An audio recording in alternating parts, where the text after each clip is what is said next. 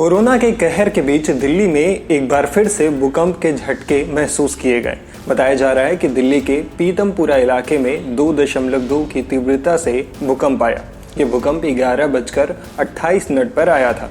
दिल्ली में लॉकडाउन के दौरान ये चौथी बार है जब भूकंप के झटके महसूस किए गए हैं। खास बात यह है कि अभी तक इस भूकंप में किसी जानमाल के नुकसान की खबर नहीं मिली है, क्योंकि 6 से ज़्यादा तीव्रता के भूकंप को ही खतरनाक कैटेगरी में रखा जाता है।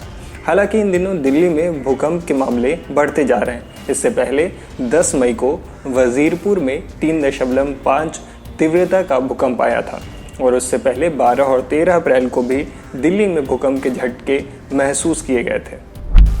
हालांकि लगातार आ रहे भूकंप के झटकों के बावजूद भूवैज्ञानिकों का मानना है कि इससे डरने की ज़रूरत नहीं है और यहाँ किसी बड़े भूकंप के आने की संभावना नहीं है। मामले को लेकर नेशनल सेंटर फॉर सिस्मोलॉजी यानी NCS के हेड ऑपरेशंस JL गौतम ने बताया कि जहाँ फॉल्ट लाइंस होती हैं वहीं पर भूकंप का ईपी सेंटर बनता है।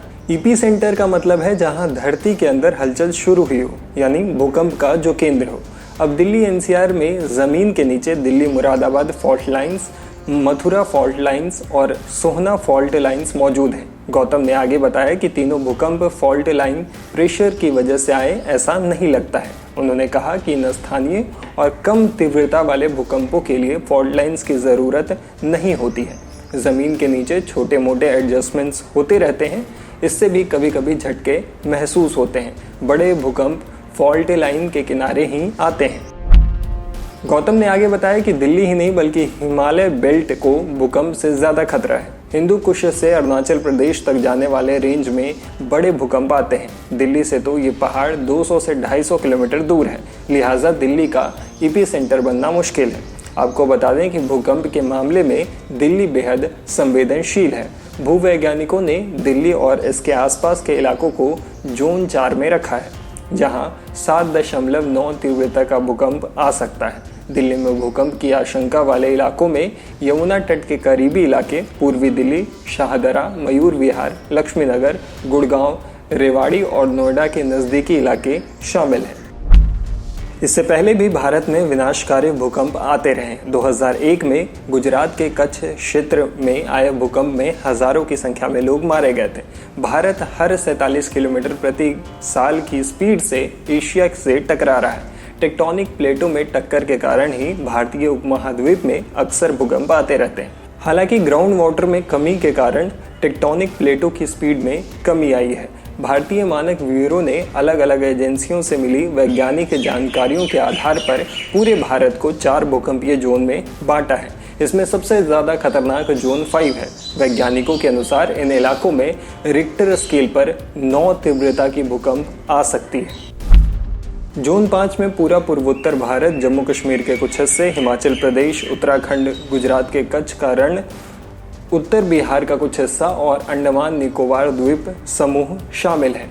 इन इलाकों में अक्सर भूकंप आते रहते हैं। इसके बाद जोन 4 आता है। इसमें जम्मू कश्मीर और हिमाचल प्रदेश के बाकी हिस्से, दिल्ली, सिक्किम, उत्तर प्रदेश के उत्तरी भाग, सिंधु गंगा थाला, बिहार और पश्चिम बंगाल, गुजरात के कुछ हिस्से और पश्चिमी तट के करीबी महाराष्ट्र का कुछ हिस्सा और राजस्थान शामिल है। जोन 3 में केरल, गोवा, लक्षद्वीप द्वीप समूह, उत्तर प्रदेश के बाकी हिस्से, गुजरात और पश्चिम बंगाल, पंजाब के हिस्से, राजस्थान, मध्य प्रदेश, बिहार, झारखंड, छत्तीसगढ़, महाराष्ट्र, उड़ीसा, आंध्र प्रदेश, तमिलनाडु और कर्नाटक शामिल हैं। बात जोन 2 की करें तो भूकंप के लिहाज से ये सबसे कम सक्रिय क्षेत्र है।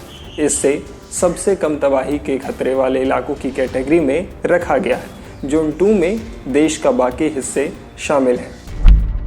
खैर, भूकंप के दौरान किन बातों का आपको ख्याल रखना चाहिए ये भी जान लीजिए। भूकंप के दौरान मकान, दफ्तर या किसी भी इमारत में अगर आप मौजूद हैं तो वहां से बाहर निकलकर खुले में आ जाएं।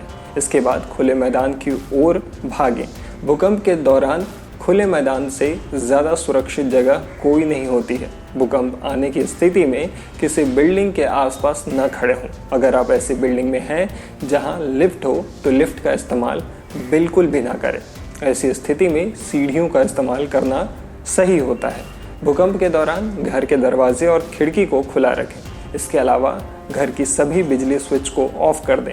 अगर बिल्डिंग बहुत ऊंची हो और तुरंत उतर पाना मुमकिन ना हो तो बिल्डिंग में मौजूद किसी मेज, ऊंची चौकी या फिर बेड के नीचे छुप जाएं।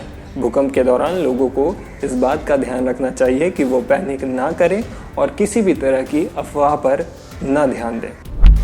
खैर, इस वीडियो पे आप अपनी राय हमें कमेंट बॉक्स में लिखकर ज़रूर बता दें। इस तरह के और भी इन्फॉर्मेटिव वीडियोस को देखने के लिए हमारे यूट्यूब चैनल द Z+ को सब्सक्राइब कर लें और अगर आप ये वीडियो फेसबुक पर देख रहे हो तो हमारे पेज को लाइक करें, फॉलो कर लें। शुक्रिया।